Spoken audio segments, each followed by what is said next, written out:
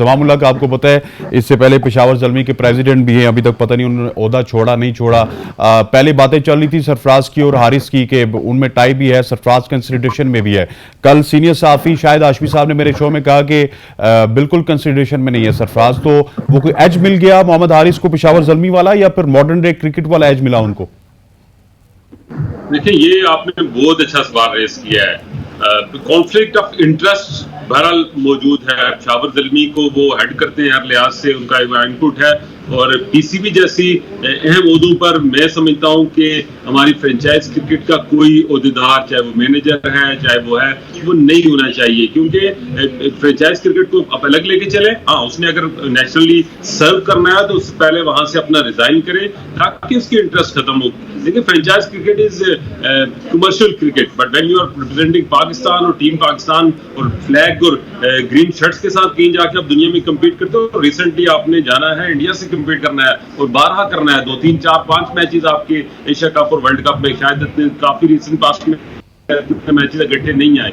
इन हालात में अगर मैं मामला की कैपेबिलिटी से कोई ज्यादा परेशान नहीं हूं या उनका कोई मोतरज नहीं हो, लेकिन ये चीज जो आपने रेस किया बिल्कुल वैलिड पॉइंट है।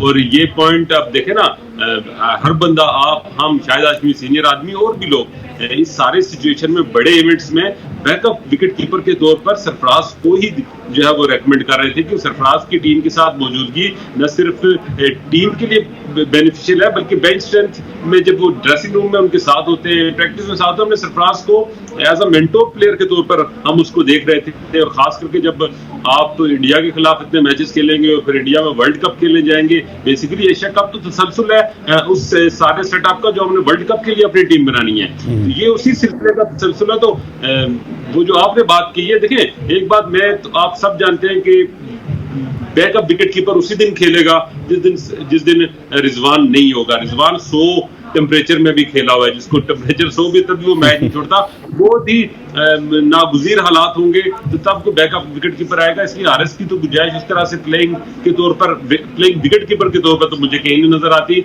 लेकिन सरफराज को अगर आप साथ रखते तो उसके, अगर आप खेल नहीं भी रहा तो टीम के साथ उसका इतना फायदा होता है, टीम के साथ वो इतना, इवन बाबर के लिए बहुत बड़ी स्ट्रेंथ होती है सरफराज की मौजूदगी। एक सीनियर प्लेयर आपके साथ हो, आप उससे मशवरा करते हैं, उससे गाइडलाइन लेते हैं। और सरफराज ओवरऑल एक लकी पर्सनैलिटी भी मैं उसको कहूंगा कि बाज़ औक़ात कुछ ऐसे चीजों को साथ लेके चलना पड़ता है जहां उनकी जो है वो एक एसोसिएशन से आपको अच्छे रिजल्ट मिल जाते हैं। तो बहुत सारे बॉक्सेस सरफराज की सिलेक्शन के हवाले से टिक हो रहे थे, लेकिन जो बॉक्सेस जो सिलेक्टर आने के बाद चेंज हो गए, सिलेक्शन वो फिर कहीं ना कहीं कनेक्शन है।